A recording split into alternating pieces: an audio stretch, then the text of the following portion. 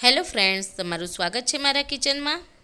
આજે હું તમારી સાથે શેર કરવાની છું ચીકુનો આઈસ્ક્રીમ।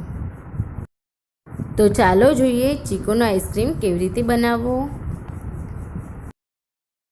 ચીકુનો આઈસ્ક્રીમ બનાવવા માટે એક નોનસ્ટિક પેનમાં 500 ગ્રામ ફૂલ ફેટ દૂધ લેવાનું છે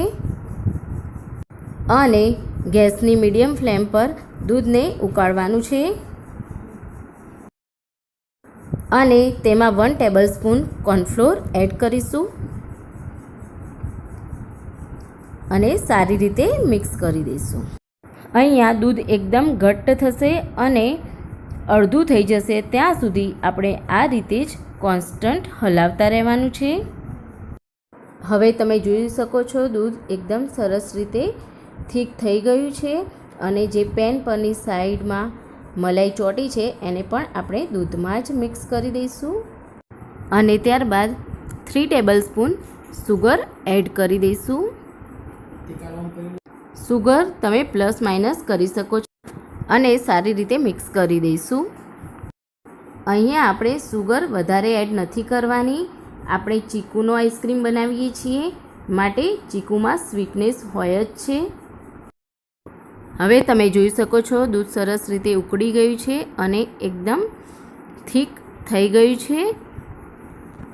હવે ગેસ બંધ કરી દઈશું અને દૂધને રૂમ ટેમ્પરેચર પર ઠંડુ થવા મૂકી દઈશું।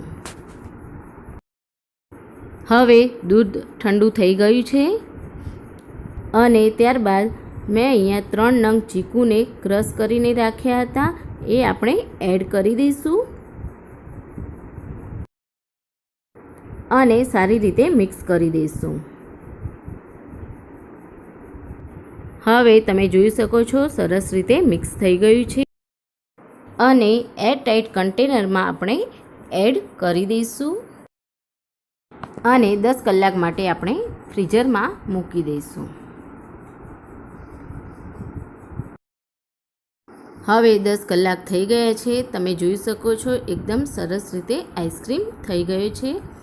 હવે આપણે એને એક બાઉલમાં સો ફ્રેન્ડ્સ, રેડી છે ખૂબ જ ટેસ્ટી, હેલ્ધી અને બજાર કરતાં એકદમ સસ્તો એવો ચીકુનો આઈસ્ક્રીમ। ફ્રેન્ડ્સ, જો તમને મારી આ રેસીપી સારી લાગી હોય તો વિડીયોને લાઇક કરજો, શેર કરજો અને આવી અવનવી રેસીપી જોવા માટે મારી ચેનલને સબસ્ક્રાઈબ કરજો। હવે ફરી મળીશું મારા નવા વિડીયોમાં, ત્યાં સુધી આવજો।